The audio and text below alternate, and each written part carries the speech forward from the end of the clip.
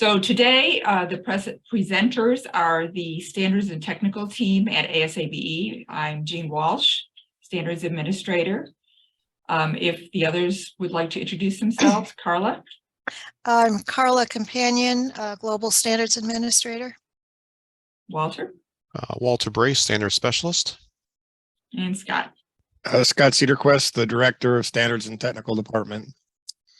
And at this time, we're going to turn it over to Scott to get us started. Okay, well, thank you all for joining. We appreciate it. Staff's gonna turn our camera off during this to be less distracting.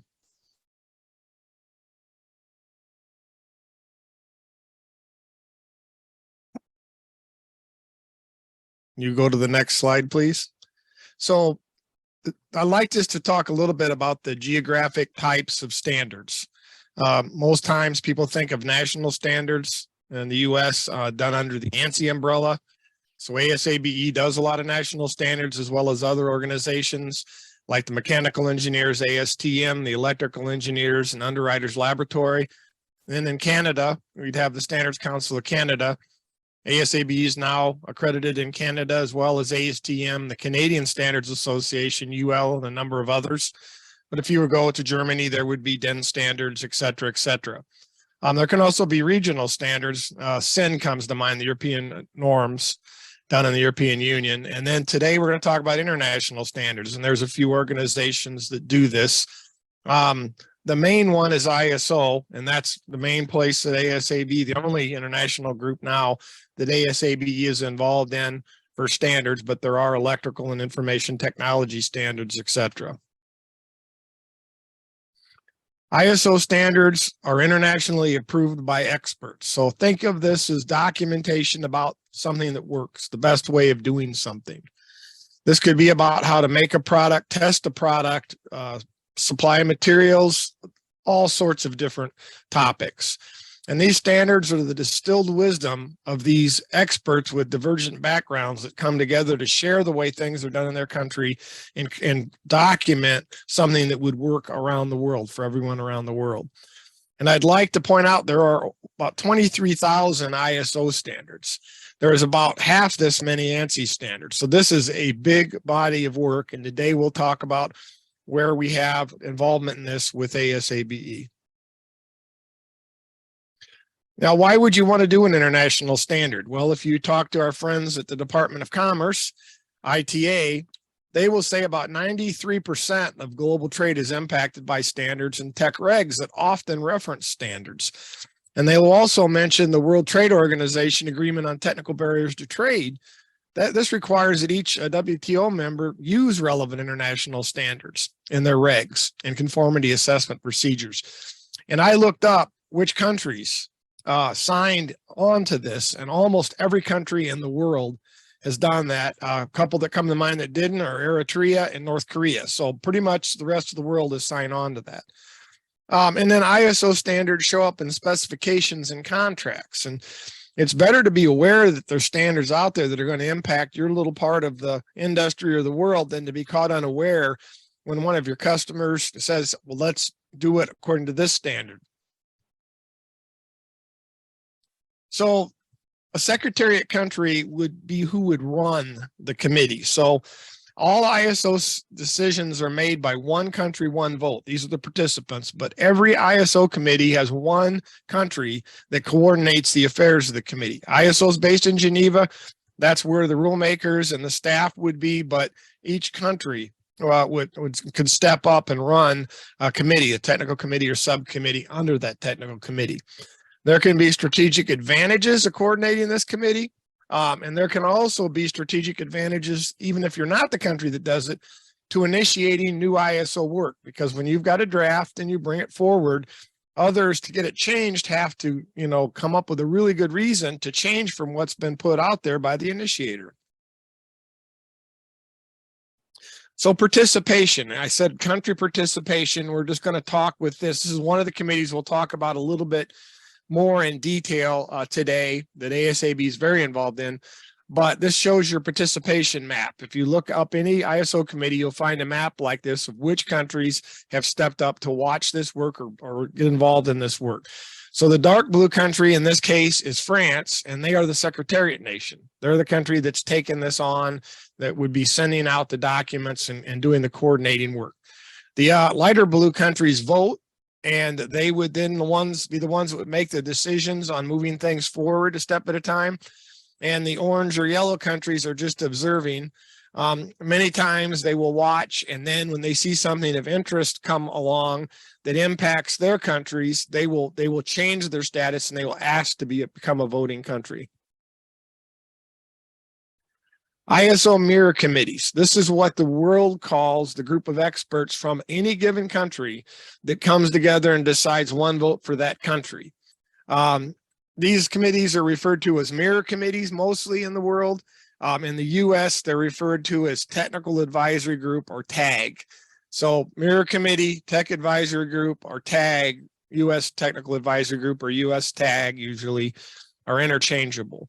In the case of the US, ANSI is our member body. They are the ones that we represent. So oftentimes at an international meeting, ANSI will be mentioned as who we represent. We're representing ANSI from the US because they are the one that coordinates it. They're the ones that signs us up to allow groups to go to these meetings.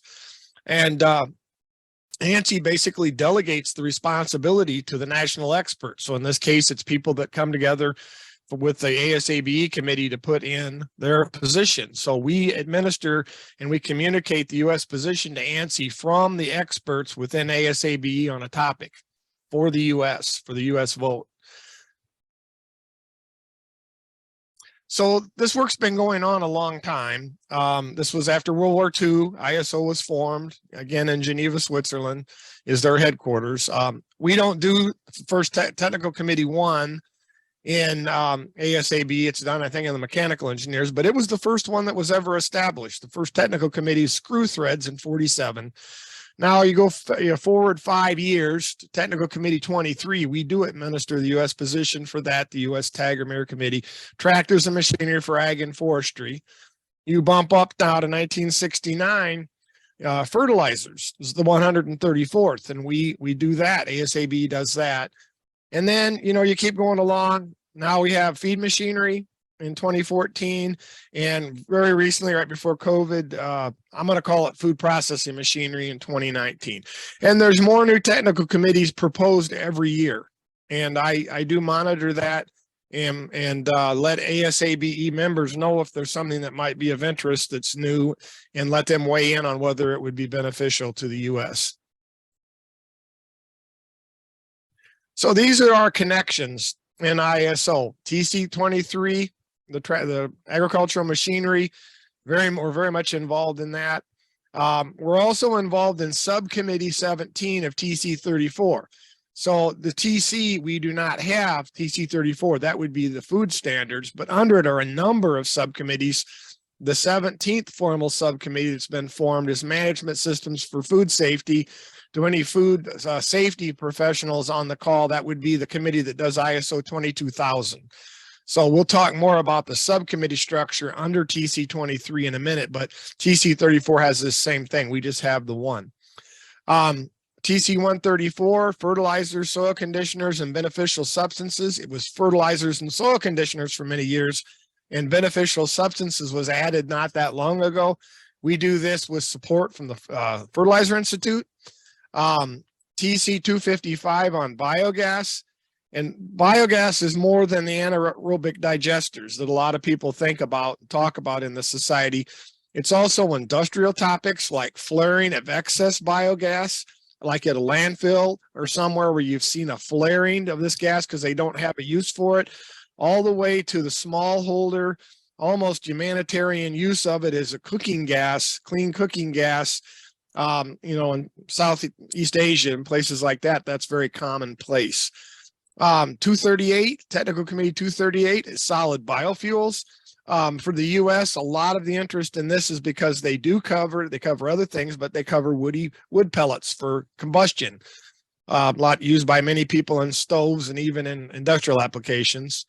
Technical Committee 293 is feed machinery. This is stationary feed machinery like you would find in a feed mill. If you wanted the feed machinery standards, there's a couple that come to mind. that would be like PTO driven, it would be in TC23, tractor driven. The last one is food machinery.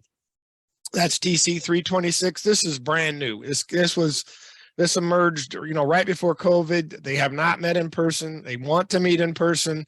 They've met virtually a couple of times. And I do know there'll be 3 areas that will be high priority. It will be baking equipment, meat processing equipment, and overall hygienic design will be what will be done when that committee gets going and they can meet in person.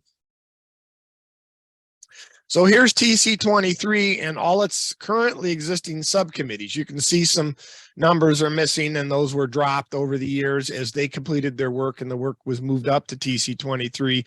But this covers everything from SC2, from testing of equipment, to SC19, agricultural electronics, which is your cutting edge electrification, automation, communication topics. And you've got a lot of other things in between, sprayers and irrigation equipment, etc. Within TC23, we, ASABE, administers the U.S. tag, the U.S. position on all the light blue committees and the technical committee and subcommittee. The darker boxes are done by other organizations, and this would be for forestry equipment and outdoor power equipment like lawnmowers and snow blowers. And I also should mention working groups. So under these subcommittees are working groups, and these are formed as connected but somewhat separately operated entities under the subcommittee to focus on specific work items. And we will talk about what happens in the working group and what happens in the main committee in the upcoming slides. So at this point, I'm going to turn the mic over to Jean to carry you for the next few slides. So thank you. Thanks, Scott. So what we're going to do, Scott, can you turn off your camera, please? Oh, sorry, I hit the wrong. Thank you. So what we're going to do is just do a quick overview of the various stages that a project being developed in ISO goes through. And this project can take anywhere from 18 months to 3 years, possibly a little longer if an extension is granted. But the process in ISO is really very prescriptive, and the project needs to move along at a pretty rapid pace, hitting specific benchmarks. So you start with a preliminary work item where a project is put forth to the committee to see if this is something that they would like to do, and there may be some initial research and testing done during a preliminary work item. Once the project is starting to come together with an outline and possibly a basic draft, it's then validated to the committees as a new work item proposal. When I say committees, I mean each of the country mirror committees. And you have to have a minimum of, I believe, 5 countries that approve this new work item and commit to actually working on its development in order for it to be approved to get the project started. Once a new work item is approved, then it is either assigned to a current working group, which would be those little bubbles that Scott showed in the previous slide. Those are each individual working groups, or a new working group may be started for that project itself. Then the call goes out to all of the countries involved on that committee to ask for experts to participate in the working group. At this point, the experts are coming from the entire international realm and joining together to work on that specific international project. When they feel that their project is pulled together, mature enough as a draft to present to their committee, they're actually working in the working draft stage, I'm sorry, when they are working together internationally to do this, when they feel that that working draft, WD, is ready to present to the committee, then we move to the committee draft, or CD, which is presented to all of the various country committees for review. It goes out to all of the experts on those individual mirror committees to gather comments to help refine. We're hoping this is when you get a lot of technical comments as the experts really dig into the draft that's been developed, and they verify formulas, they verify processes, and they fill out a specific comment template, letting the working group know that here are some suggested revisions that need to be made. The work goes back to the working group. All the comments go back to the working group. And again, that the group that's in that little working group bubble get together, usually virtually, to discuss the comments, to discuss possible resolutions, to look at the resolution that's presented, and to come up with a consensus decision on how to revise that draft to move forward. Once the comments are all resolved to the satisfaction of the working group members, the experts from around the world, it again goes out to the committee as a draft international standard. Again, all of the mirror committees get to look at that draft that has been revised and hopefully updated. This is the last opportunity that all of the mirror committee members get an opportunity to propose technical changes. Oftentimes there are some grammatical changes that are presented as well, editing changes. A comma is needed here, or you spelled that word wrong, or we need to put in another word here. But the important items are the technical comments, because this is the last opportunity to make those changes.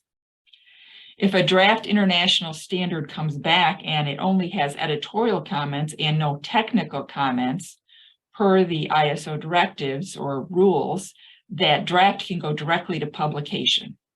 If it does have some additional technical changes that need to be made, the working group works on that, coming up with resolutions and revisions to the draft. And then it goes back out to the mirror committees for that final draft international standard review, FDIS or FDIS as we call it. At this point, only editorial comments are accepted for change from the various committees. If any technical comments are put in at this time, they are set aside for future revisions. So once the final draft international standard review is done and final editorial revisions are made, the project will then be sent for editing with ISO, and it becomes published as an international standard. And as I said, this process can take you have options of 18 months, 24 months, or 36 months in order to get this done. And the ISO process will tell the developers exactly when they need to hit certain points, when they need to get to the CD level or the DIS level or the FDIS level. So I guess the big question a lot of people have is where do they fit in, because this whole ISO process is quite involved. And as an ASABE member, you can become involved in helping determine the U.S. position through your participation in a U.S. Mirror Committee or TAG. And I know yesterday, or Monday, I should say, we did have a lot of guests from Nigeria working on their standards, trying to learn. And so it's the same situation. If you are from another country, you would be involved in mirror committees that are under your national body's accreditation. So for TAG participation on the national level through ASABE, you would receive and review any of the draft documents, the CD draft, the DIS draft, or the FDIS draft. Those are the various stages that you would have access to in order to help determine the U.S. position and put in any of those comments from your own expertise. For working group participation, this is on the international level. So this is really working with other international members where you bring your expertise to the table, representing yourself, not your country necessarily, not your company, but yourself in the drafting and discussions. This is where where your expertise as an engineer or academic expert come into to action as you discuss which words best fit the meaning that you're trying to find in your draft. So we have a lot of questions from our participants on what they have access to. So what we're going to be doing, the next few slides, there are going to be two sides. The blue is going to be the US TAG or Mirror Committee access and participation, and the green is going to be in relation to working group access and participation. So we can see that there are differences in how you participate and have access. So let's start with the blue. And all US TAG members are registered by the ASABE staff on the relevant ASABE committee or TAG. And there's no other way to get on there except through the staff. TAG members may be voting or observing. Observing members don't have any expectations of participation or voting or review or anything. They can just be watching to see what's happening to get some information. Voting members are expected to complete reviews and to register votes when a draft does come through for review. ANSI will give access to the ISO portal and documents only to US TAG officers, which would be the chair and vice chair, and to the accredited administrator. That would be the ASABE standard staff. We all have access to download and circulate those documents to the TAG members. We often get asked by new TAG members, when can I see all of the documents? Well, you can't, I'm sorry. And actually, it's not ANSI that gives us the access to the portal. It's really ISO that allows that access. They have very strict rules. If you are a US TAG member or Mirror Committee member in your country, you can always ask the ASABE staff or your administrator for access to additional ISO documents. They can provide those to you directly. Now, on the other hand, if you are working as a member of the working group with your expertise on the ISO committee, you have to be registered by the ASABE staff through ANSI in the United States to represent the United States on that working group. And once you're registered, ISO will provide you with a separate login information to the ISO portal. And that login information will provide you access to the working group itself and to all of the documents on the working group.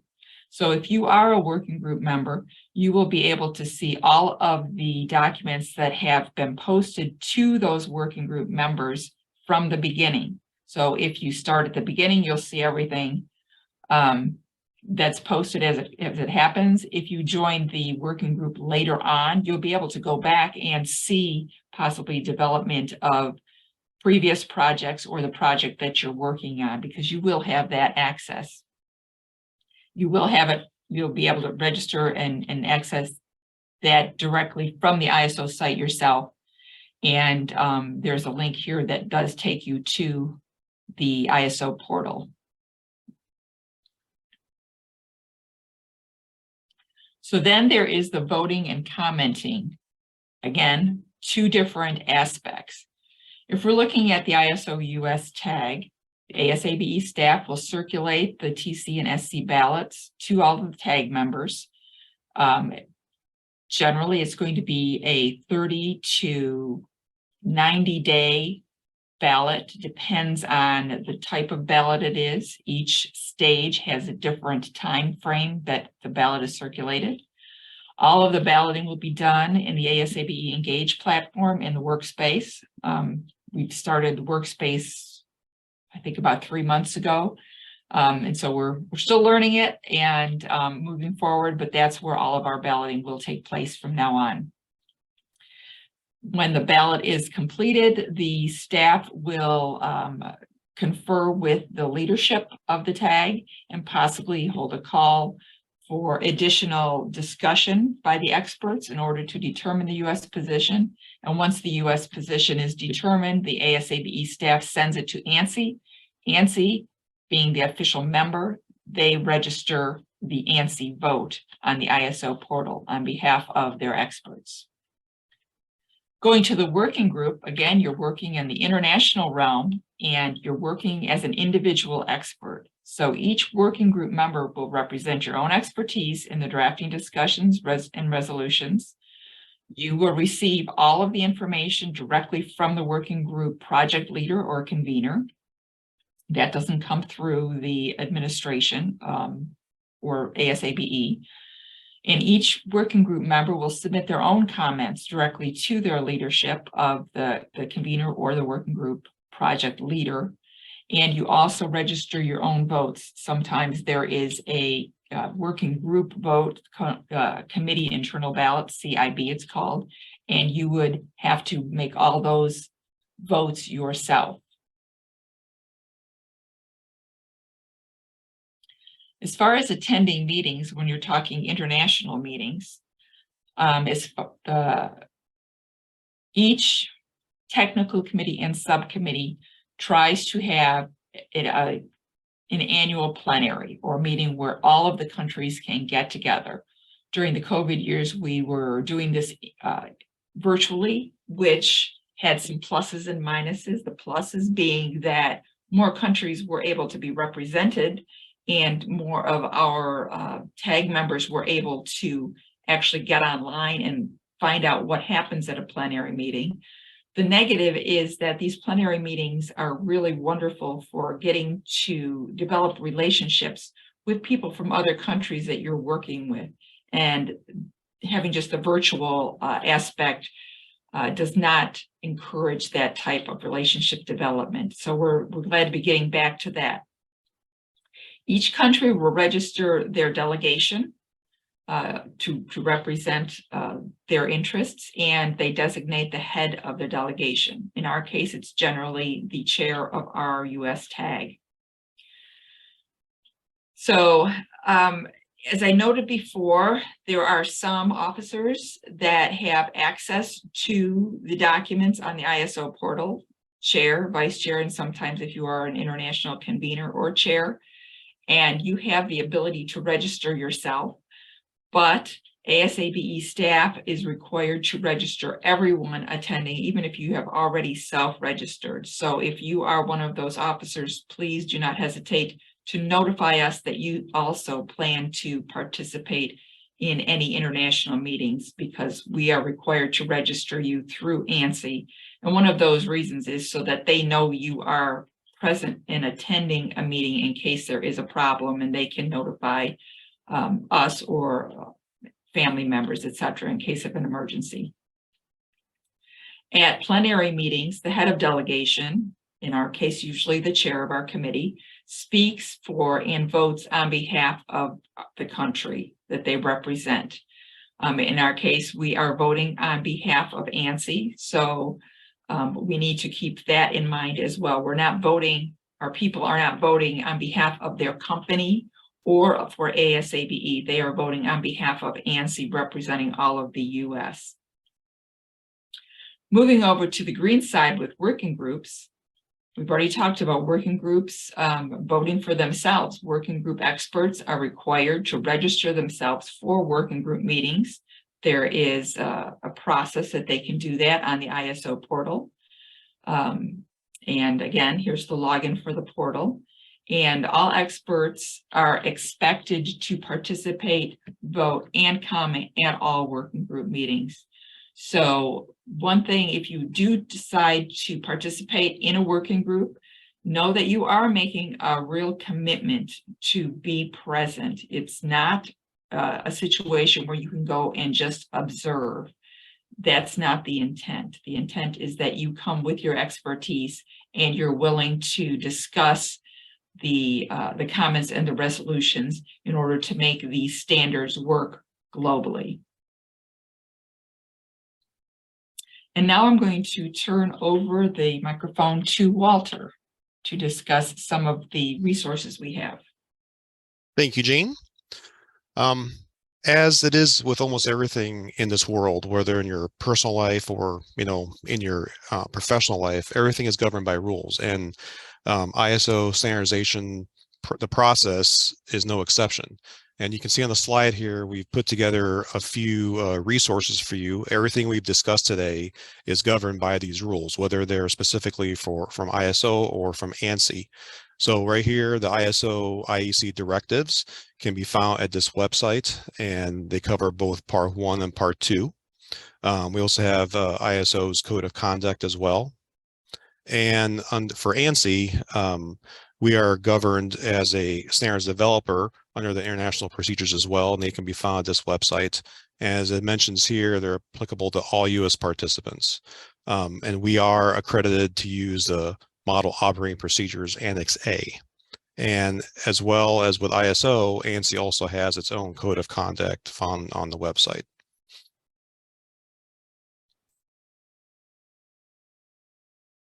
And I wanted to share on our website also.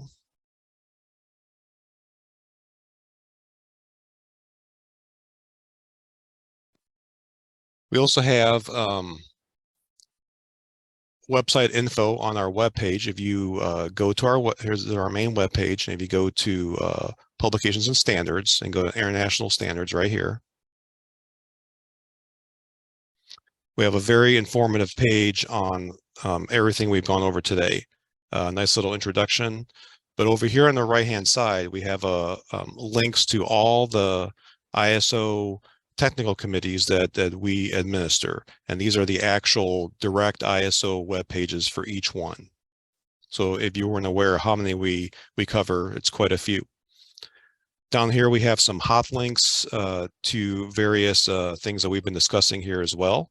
Nice little pages, as well as the directives here, links as well. And down over here, the standard staff, the 4 of us, have all the ISO work divided among us. And you can see if you have questions, if you're part of one of these mirror committees tags, you can contact us for information on how to join, how to participate, and if you have any other questions as well.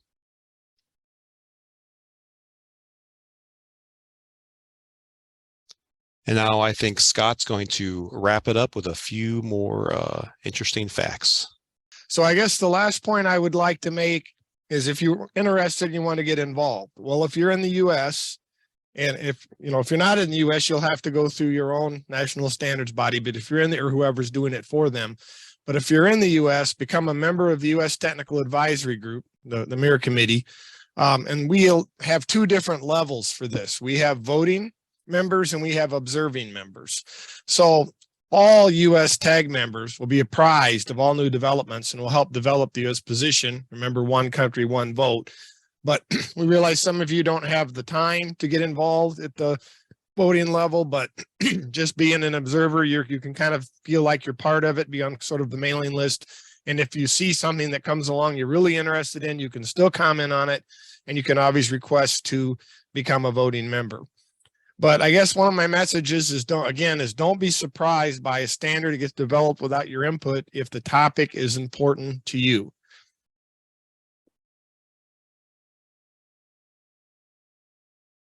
So at this point, we're going to open it up for questions. Here is my contact information. If you want to get a hold of me and ask me any questions specifically,